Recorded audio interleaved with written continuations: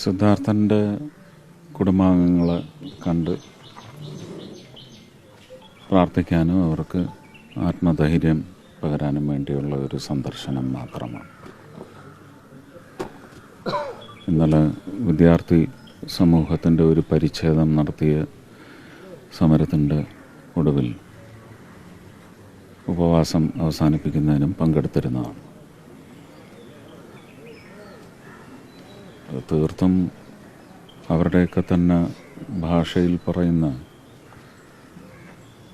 വളരെ നികൃഷ്ടമായ പൈശാചികമായ ഒരവസ്ഥ വിദ്യാർത്ഥി രാഷ്ട്രീയ മേഖലയിൽ എത്രയോ വർഷമായിട്ട് നമ്മളിത് കാണുന്നു അല്ലേ. ഓടിച്ചിട്ടെറിയുന്നു, ആറ്റിൽ ചാടിയതിന് ശേഷം എറിഞ്ഞു കൊല്ലുന്നു. സൗഹൃദം വളർത്തേണ്ട ഒരു പ്രായമാണ്, സ്നേഹം പാകി വളർത്തേണ്ട പ്രായമാണ്. വിശ്വസിക്കാനും ബുദ്ധിമുട്ടാണ്. സത്യാവസ്ഥ ഉറപ്പായിട്ടും കണ്ടെത്തണം, അതിക്രൂരമായി ശിക്ഷിക്കപ്പെടണം എന്ന് മാത്രമേ പറയാനൊക്കൂ. അവരുടെയൊക്കെ അച്ഛനമ്മമാരെ ഓർത്തും ദുഃഖിക്കാൻ മാത്രമേ നമുക്ക് സാധിക്കൂ. ആ അച്ഛനമ്മമാരെന്ത് തെറ്റ് ചെയ്തിട്ടാണല്ലേ.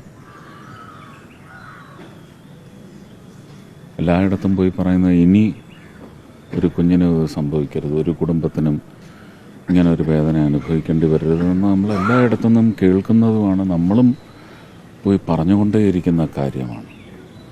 അതിന് രാഷ്ട്രീയ വ്യത്യാസമോ മറ്റ് ഒരു മതിൽക്കെട്ടുകളും കണ്ടിട്ടില്ല. പക്ഷെ എന്നിട്ടും പിന്നെയും സംസാരിക്കുന്നുണ്ടെങ്കിൽ വലിയ ച്യൂതികളും ശോഷണങ്ങളുമൊക്കെ സംഭവിച്ചിട്ടുണ്ടെങ്കിൽ തിരുത്താൻ രാഷ്ട്രീയ DNA മാറ്റിവെച്ചുകൊണ്ട് ഭരണകർത്താക്കളെല്ലാം ഇതിനകത്ത് ആഘാതമേറ്റത് ആ കുടുംബത്തിന് മാത്രമല്ല, മക്കളുള്ള അധ്യയനത്തിൽ ഏർപ്പെട്ടിരിക്കുന്ന മക്കളുള്ള എല്ലാ അച്ഛനമ്മമാരെയുമാണ് വേദനിപ്പിച്ചിരിക്കുന്നത്. അപ്പോൾ ഒരു ഉറപ്പവർക്ക് കൊടുക്കണമെങ്കിൽ ഈ ഒരവസ്ഥയ്ക്ക് തീർപ്പ് കൽപ്പിക്കണം.